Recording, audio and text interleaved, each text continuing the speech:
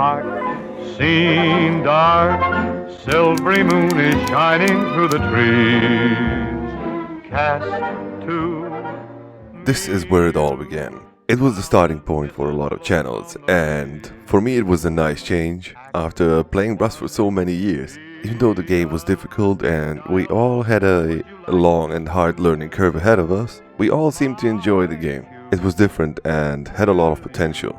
But let's face it, none of us were really good at the game. For me it was kind of a love and hate relationship, rage quitting about a bazillion times only to come back and get my ass handed to me again, to improve duel after duel, match after match, day in and day out. The first 6 months were probably the most fun I had with a video game in a long time. Fighting people that would get salty, making salt videos in the process.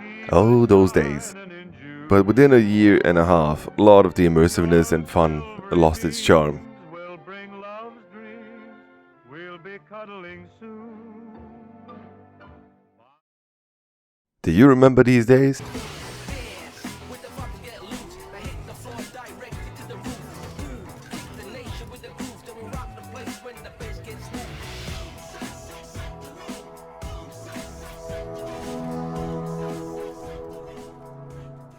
Yes, these were the times when ledging someone and fighting a salty opponent and making a video about it was the most fun I had in this game.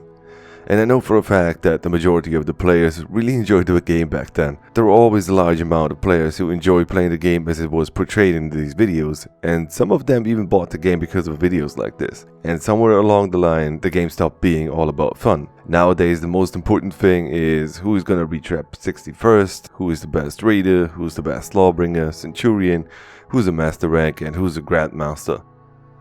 Within a couple of months or weeks, Legend became an unhonorable thing to do, even though it's a core game mechanic, and a lot of players and content creators were condemned in the community.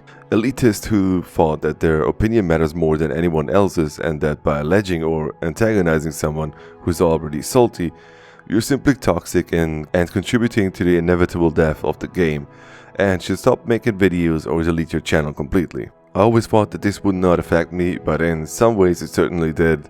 I stopped ledging people, I stopped antagonizing people who were salty already. Simply put, I felt like an outcast. A large portion of the community who enjoyed playing the game in a similar way probably felt the same way. Of course, I'm not disregarding the huge balance issues the game has, not at all, but I simply want to put out that by taking the game too serious, we might have killed the fun in the process. I understand there are different types of players, pro players, nerds who like talking about stats and know the timing and numbers of each and every attack. Yes, Freeze, I'm talking about you. The casual players and the trolls and so forth. I've kept my mouth shut about these issues for a long time, but I think it's time to address this. I'm not going to call out anyone, nor is the goal to provoke some kind of reaction from someone. And no, I'm not trying to say these people are responsible for the player base declining, but perhaps by saying and acting the way they did, they indirectly contributed to some of the players' dissatisfaction about the game, on top of the balance issues.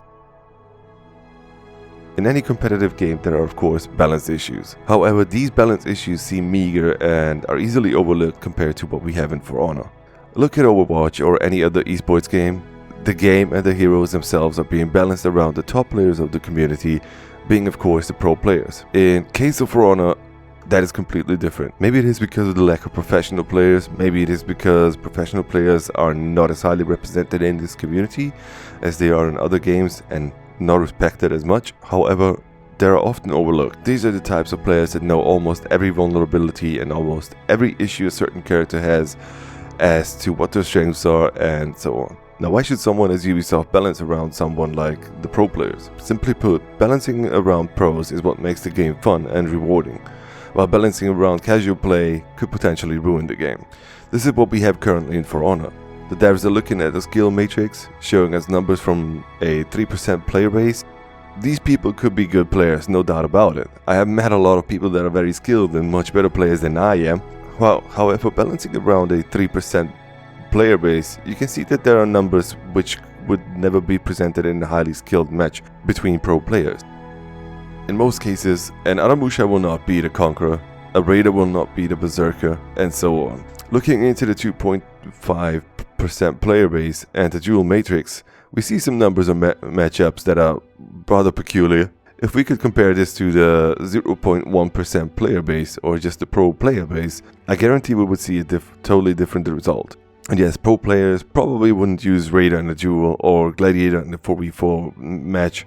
However, this is of course because professional players don't have a high-minded set of thinking. They usually do not main one character, they play what is best and what seems to be the meta.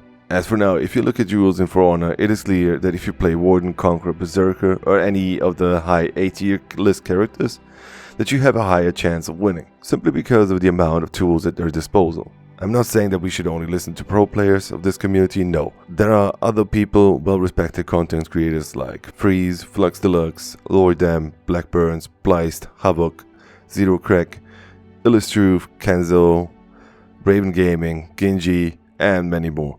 A couple of weeks ago I ended up in a private chat with Flux, Loydam, Freeze, Blackburn, and we discussed what a great Raider change would be. After that, I released a video discussing all of these changes and why I think that some changes to this character would be good and why some would make him OP. It is these types of videos we needed more from the community and from the content creators. You have a voice and you have the right to speak up and let yourself be heard. Of course we don't have any say in Ubisoft, but if we all work together towards one goal, we can make ourselves heard, and that is all we can do at this moment. For Honor is one of a kind. We as a community, though not large in numbers, are passionate about this game and want to see it thrive. We hit rock bottom, but if the developers do things right, rock bottom can be the foundation on which the game can be rebuilt.